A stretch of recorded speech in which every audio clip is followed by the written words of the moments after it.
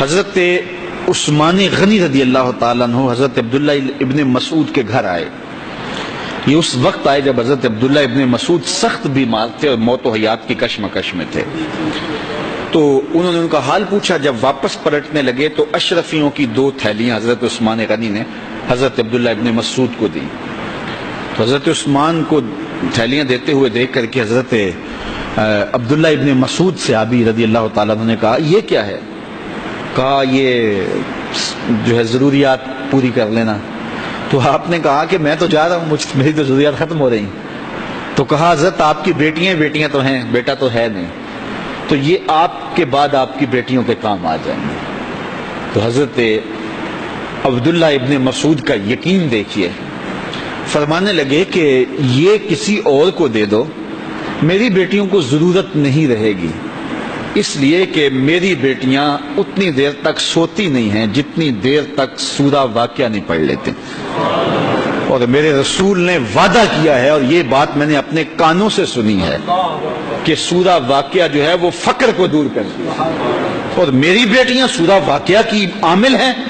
تو کہا کہ یہ پریشانی مجھے تو نہیں ہونی چاہیے کہ میرے بعد میری بیٹیوں کو رزق کہاں سے ملے گا جب ان کے پاس سورہ واقعہ موجود ہے. کہا یہ اٹھا لو اور جا کے اس کو دو جس کے پاس سورہ واقعہ نہیں ہے.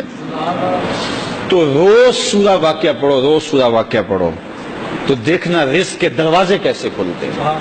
میں جب بھی گیا ہوں, اور اب بھی, کیونکہ میرے تو اتنے اخراجات نہیں, سادہ سی زندگی ہے, لیکن جامعہ کے حوالے سے ایک مسئلہ ہے, تو جب کبھی ایسا ہوتا ہے تو میں بچوں کو بٹھا کہتا ہوں سورہ واقعہ پڑھو, اور خود سورہ واقعہ پھر معمول بنا لیتا ہوں, تو پھر اللہ ایسی جانب سے رزق دے دیتا ہے کہ پتہ بھی نہیں ہوتا. تو سورہ واقعہ معمول رکھو. آخری بات, اور وہ حضرت سہل بن سعد الساعدی رضی اللہ تعالی عنہ کی مرویات سے ہے. شکا رجل الی رسول اللہ دیک المعیشۃ والفقر. ایک شخص حضور کی خدمت میں حاضر ہوا, کہا حضور تنگ دست بڑا ہوں, کثیر العیال ہوں, بچے زیادہ ہیں, ذرائع آمدنی تھوڑے ہیں, میرے لیے کوئی نسخہ ارشاد فرمائیے. تو آقا کریم نے اس کو کیا نسخہ دیا؟ یہ سب سے آسان نسخہ, اذا دخلت الدار فسلم علیہ.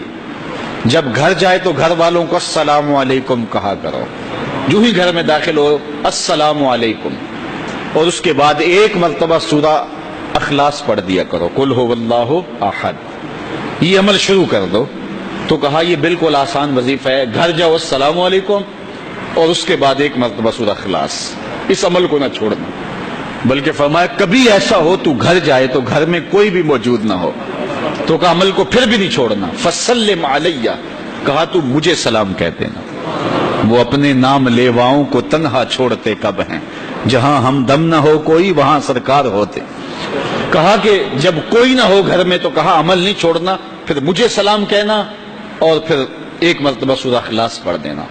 وہ صحابی کہتے ہیں میں نے عمل شروع کر دیا, گھر جاتا السلام علیکم, گھر والے بھی خوش, اور اس کے بعد سورہ اخلاص بیٹھنے سے پہلے پڑھ لیتا. اور اگر گھر میں کوئی نہ ہوتا پھر تو مجھے چاہ چڑھ جاتے, پھر میں یا نبی سلام علیکہ پڑھتا, پھر حضور کی بارگاہ میں سلام پیش کرتا. اور ملکاری نے اس پہ گفتگو کی ہے مرقات شرح مشکات کے اندر کہ آخر حضور کو سلام کیوں کہنا ہے. انہوں نے جو لفظ کہے ہیں لفظ سنیے, وہ کہتے ہیں لِأَنَّا رُوحَهُ عَلَيْهِ السلام موجود فی بیوت المسلمین, اس لیے کہ آقا کی روح مومنوں کے گھروں کے اندر فیض بانٹ رہی ہوتی. تو کہا پھر مجھے سلام کہہ دینا. وہ کہتے ہیں میں جاتا اور حضور کو سلام کہہ دیتا, اور اس کے بعد سورہ اخلاص پڑھ دیتا. پھر ہوا کیا, اللہ اکبر. ہمارے استاد کہتے تھے اگر کسی کے اندر حسد ہوگا تو وہ یہ عمل نہیں کر سکتا, حسد نہیں ہے تو وہ عمل شروع آج ہی کر دے. وہ کہتے ہیں حتی افاد اللہ جیرانہ, اس عمل کی برکت سے میں نے تو امیر ہونا ہی ہونا تھا, میرے ہمسائے بھی امیر ہو گئے.